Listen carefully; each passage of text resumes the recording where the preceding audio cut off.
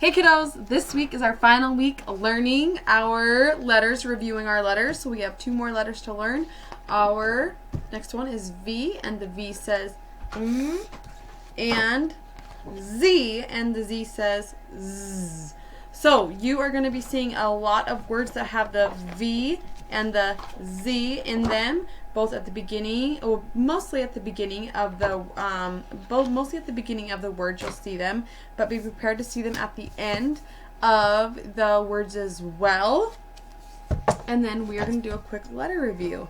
Okay, so the Y says ya, the O says ah, the W says wa, the L says o, the P says p, the Q says qua, the H says huh, the K says k, the E says eh, the X says ks, the N says n, the B says b, the F says f, the J says j, the S says s, the G says g, the T says t, the A says ah, the R says the C says k, the M says the U says the D says d, the I says I. And next week, if we had class next week, which we don't, we'd be learning about the letter Q, and the Q is a really special letter that always needs a buddy. Okay? So this letter always needs a buddy in order to say its qua sound.